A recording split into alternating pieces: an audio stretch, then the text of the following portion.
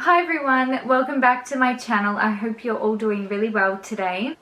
Today I wanted to share some of my tips with you on how to choose the right foundation. Foundation is so important with any makeup look. It doesn't matter how beautiful your eye makeup is or how gorgeous your lip color is. If your foundation is not right, it'll make the entire look horrible.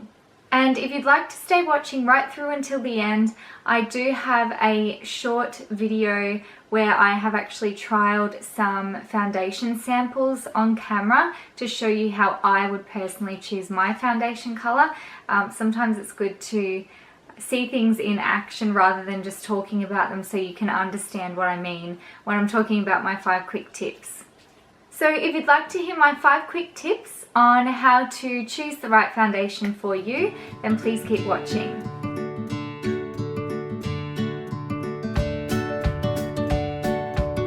My first tip is not to just look at the color of your face.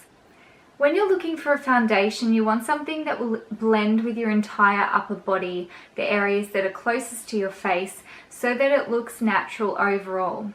If your foundation does not blend or match with your neck, your shoulders and your chest, it will look really unnatural and it will almost look like you're wearing a mask, which everyone's different with their opinions of, makeup and how much to wear, but in my opinion, I think it looks best if you actually can't really tell that you're wearing makeup. This tip is particularly relevant if you are wearing fake tan. So if you only match the color of your foundation to your face and you've got fake tan on, your face is going to look like a ghost and your body's going to look orange. So in those cases, you will need a darker color foundation for when you are tanning. My second tip is to avoid focusing on color matching for the problem areas on your face. Choosing a foundation color that covers your blemishes, pigmentation, or any redness or problem areas that you have on your face may look good on that particular area, but when you start bringing that color out to the lighter areas on the edge of your face and your forehead, it will become really obvious that it's not the right color. Again, this will result in it looking like you're wearing a mask, so try to stick to concealers to cover those problem areas and use your foundation as an overall coverage that matches all the areas on your face. My third tip is to always test foundation colors on the side of your face towards your jawline.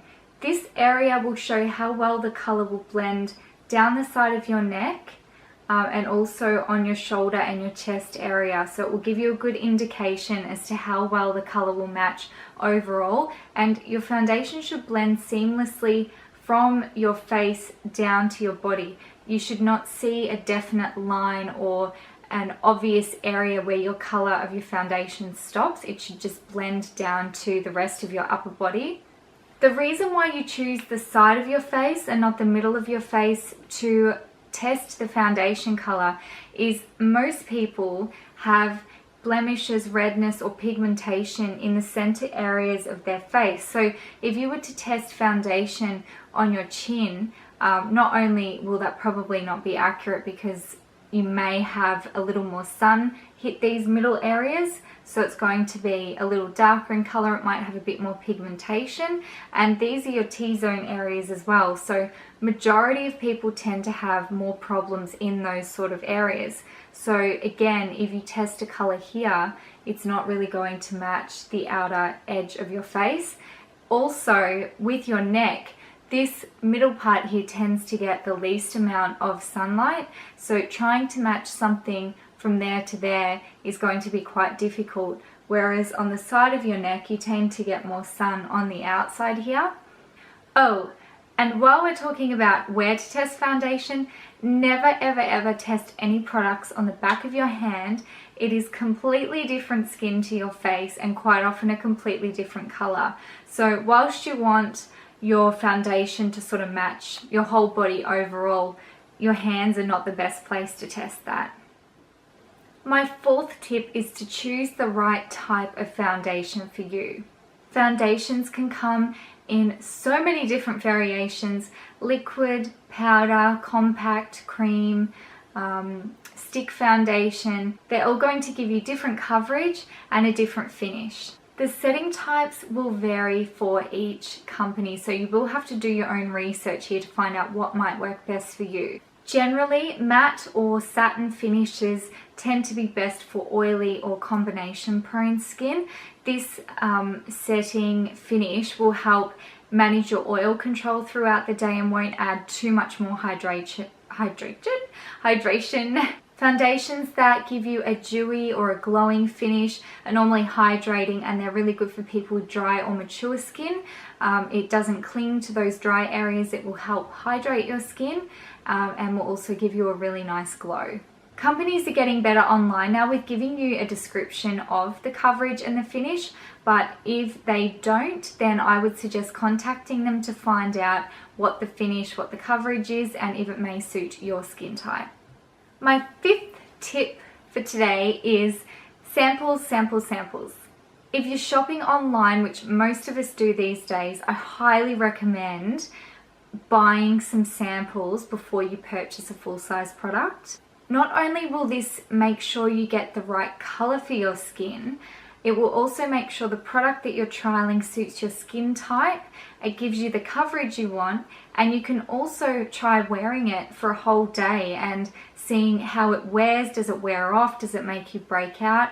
And don't forget, you can have reactions to different products. So testing a product for a whole day will give you an idea of how your skin will react to it. A few days ago, I got some samples from an online Australian store. They're an organic beauty store called Beautiful Because. So for $14, I got 5 samples of different foundations which I can try before I buy. If you would like to see me trialing these foundations on camera, then please keep watching, because you will get a really good understanding of how I choose a foundation, where I apply it, and why I ended up choosing the one that I will be purchasing. Okay, so I have 5 samples here of foundations that I'm going to try in front of you, and we'll see if we can come up with a good match. The first one I'm trying is the Ere Perez Oat Milk foundation in light to medium. I had a really late night last night and I look like crap. So I'm taking this flat brush here, and I'm going to take a pretty good amount of the product, because if you do want full coverage, you want to see how it's going to match when you apply a lot of it.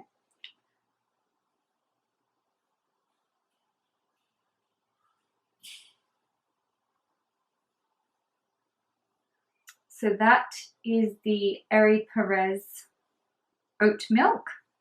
And what I'm going to do as well is actually let the product dry and see if it changes color or oxidizes. Sometimes when foundations or concealers dry, they can go orange, which you don't want, or they can go a completely different color. So this is why it's so important to make sure you thoroughly trial a product before you buy it. The next product I'm trialing is the Lavera Natural Liquid Foundation in Ivory Nude.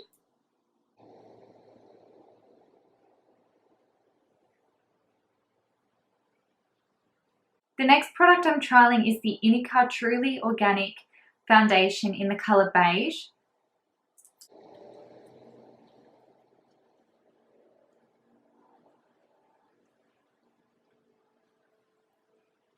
The next product is by Well People. It's their Narcissist foundation in medium neutral, and this is actually their stick foundation.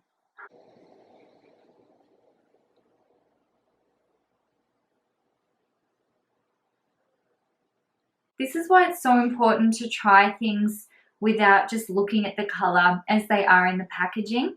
This Narcissist stick foundation by Well People looks so much darker in its compact form, but once you get it out and spread it out, it's actually a lot lighter. Like, you can't even see that on my face. The last product that I'm trialing is the Vapour Atmosphere Soft Focus.